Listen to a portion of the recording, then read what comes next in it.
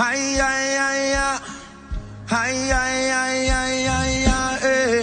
Scripture's Transformation, we believe in the life-changing power of the Word of God through the teachings of Apostle Joshua Selman. This page is dedicated to exploring how the Bible transforms lives, renews minds, and strengthens faith. Let's grow together in experiencing the transforming power of God's Word in action. Do not forget to subscribe and hit the notification bell so you never miss a life-changing message. To us, restore genuine spirituality to your life.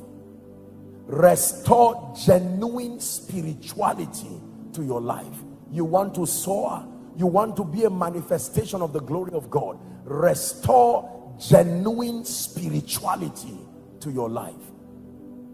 Restore the God first order back to your life. In 2 Chronicles 26 and verse 5, let's hurry up. 2 Chronicles 26 and verse 5, talking about Uzziah, the Bible says he sought God in the days of Zechariah, who had the understanding in the visions of God. It says as long as he sought the Lord, help me, God made him to prosper. He never said he prospered.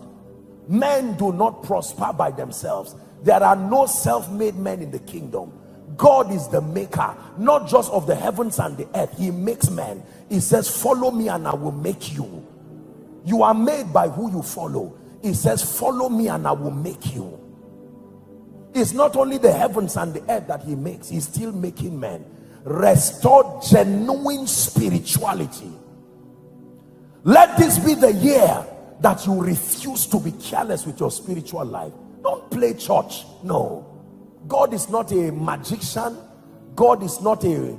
Most believers just play abracadabra with God and expect to suddenly stumble into grace and glory. No. Your life will eventually be a reflection of your spiritual health. Restore your spiritual life means return back to the place of prayer, genuine prayer. Return back to the place of communion and fellowship with God. Return back to the place of the study of the word for edification. That is the apostolic order that was left to us in Acts chapter 2 and verse 42. The Bible says, and they continued steadfastly in the apostles' doctrine and in the breaking of bread and in fellowship and in prayer. Hallelujah. There is no gift of growth in the Bible. Growth is not a gift. Did you hear what I said? There are many enhancers that bring growth, but growth in the Bible is not a gift. Growth is an intentional engaging of the ministry of prayer, the ministry of the word, communion with the Spirit, and then you grow. It says, I commend you, Acts chapter 20, I believe, and verse 32. And now, brethren, I commend you to God, he says, and to the word of his grace, which is able to build you up. Able to do what? Not just able to give you an information. The word of God is beyond a newspaper. The word of God is beyond a history book.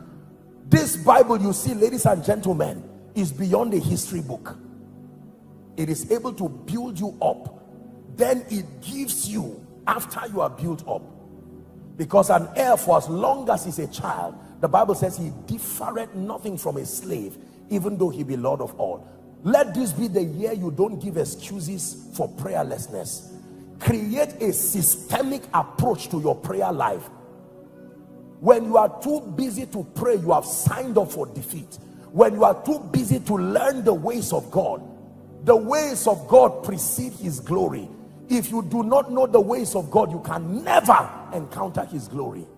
Say, in the name of Jesus, I obtain grace to pray, to fast, to study, to fellowship with God and with the brethren. There is no superstition to spiritual growth. It is a predefined formula. The health of your prayer life, the health of your word study life, your personal communion with God. Are we together? Yes. Your corporate fellowship with the brethren, coming to church. These are the ingredients that equal growth. You miss them, The same way you do not have a balanced diet and there are consequences. One vitamin can go wrong in your body and it can shut down your whole body. Let this be the year you commit yourself. I will be in church. I will serve, not just come and warm benches and go back. I will listen for instructions like you are listening now. Spirituality. Can I tell you, this end time is the zone where there are no in-betweens. You are either serious with God or you pay the price seriously. Hallelujah. Spirituality pays. The arsenals of darkness are bringing their finest weapons to see how they can bring the mighty down, destroying destinies. Anyone that carries prophecy, they are after. You have to fortify yourself, not out of fear, but these are the survival strategies of the end time. You can't afford to just be claiming and shouting and no. Invest in prayer. Take time to pray. Take time to fast. Take time to study. Let me speak to co-laborers in the gospel by the privilege of God's grace. Can I tell you, yesterday's grace will not be sufficient for today's assignment. No, you will need to press. You don't just tell somebody be healed and then you is healed because you saw it in the Bible. No. This is 1 year where there will be a clear separation between those who are serious with God and those who are playing games. A clear separation like night and day. There are things you cannot fake. The glory is one of them. You can fake power, but not the glory. So God is speaking to someone here. Perhaps you are coming for the first time. Welcome to David's Christian Center. But the Lord is charging you. The overall excelling of your life is dependent on the health of your spiritual growth. Don't love money more than you love God. You will not get both of them.